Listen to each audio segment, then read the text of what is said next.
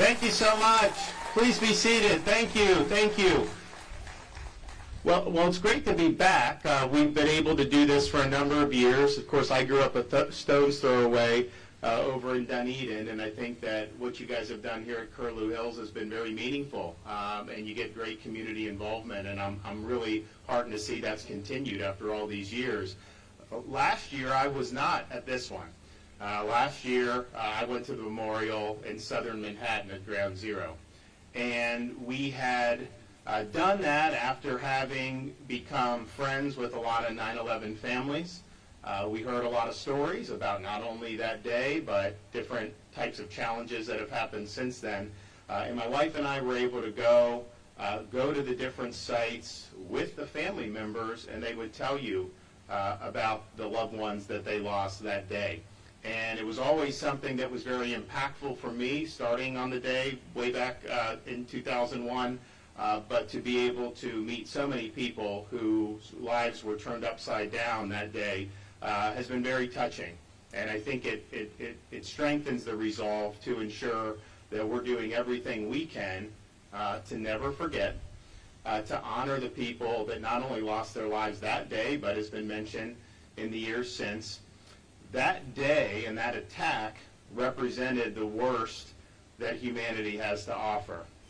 But the response to that attack, whether it was the office workers in the World Trade Center who were scurrying their coworkers out of the building to safety, whether it was members of the FDNY, the Port Authority, or the NYPD who ran into the burning towers, knowing the risk that entailed to save others' lives, and in the process, many of them gave their own lives, whether it's the passengers on United Flight 93 who knew what was happening, who knew that if they were to stop it, that would mean that they were not going to survive that flight, but yet realized that if they let the flight continue, you could have hundreds, maybe thousands more people killed, and they were not going to let that happen on their watch.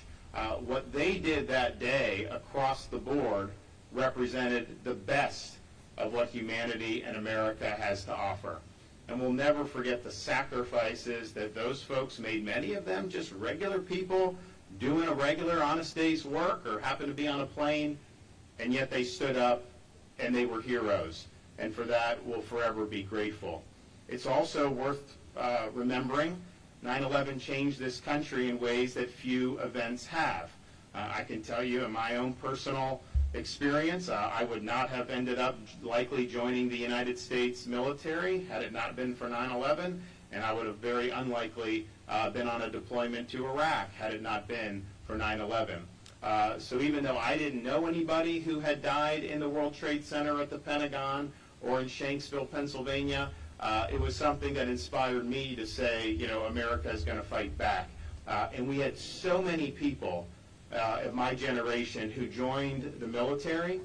And yes, you have the Afghanistan conflict, which we all know that went on for a long time, and the ending of that was not reflective of the honor that those folks who risked their lives deserved. We also had a lengthy conflict in Iraq. We never had a draft after that. It was people that raised their hand. And that meant those folks not only deployed once, like me, they deployed 3 times, 4 times, 5 times over a 5-10-year period. They missed Christmas, they missed Easter, they missed birthdays, they missed all the holidays with their families. They shouldered an immense burden for this country. And so on behalf of the post-9/11 generation of veterans, I just want to say as governor, thank you for your service. We appreciate what you did. It was a difficult time for this country. Not every political decision that was made was the appropriate one, but any duty you were asked to do, you did it, and you discharged it with honor and with integrity. And finally, I just say, we say never forget, and part of the reason why you have events like we're up here today, why they're at the World Trade Center site in Manhattan, why they're at the Pentagon, and why they're in Shanksville, Pennsylvania, is to ensure that people remember what happened that day, honoring those who were killed, celebrating those who rose to the occasion. And I think that that's totally appropriate. But it also occurs to me that most of the people in our country who are under the age of 30 were either not born yet or probably too young to have a very firm memory of what 9/11 entailed. And so by saying never forget, doing things every year on 9/11 is necessary, but it's not sufficient.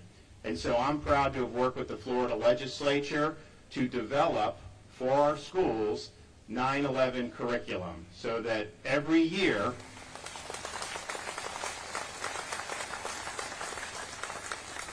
we will have instruction on the causes of 9/11, the destruction of 9/11, the heroic response that so many made to 9/11. And this wasn't just something that was devised in some ivory tower. This was something that was devised in conjunction with 9/11 families, with people who were veterans of the World Trade Center and veterans of the Pentagon. And I think this is something that's very, very meaningful. So as the father of young kids, 7, 6, and 4, my kids may be a little too young to fully understand at this point, but I'm confident that growing up in the state of Florida, they are going to be taught what this event means to our country.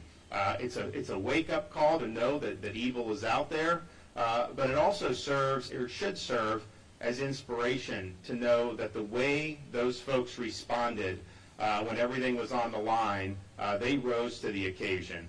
They sacrificed themselves, and they saved many, many lives in the process.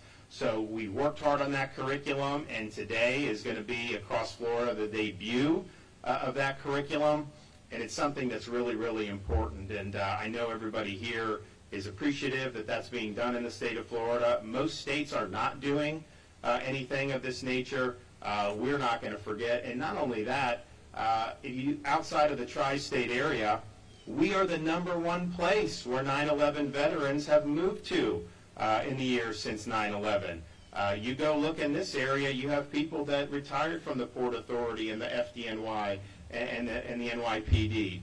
So Florida, we have a special obligation as being the desired home of so many people who were there that day to make sure we're doing right by their sacrifice and to make sure that future generations truly never forget. Thank you. God bless you. God bless the memory of those lost. God bless the people who sacrificed, and God bless these United States of America.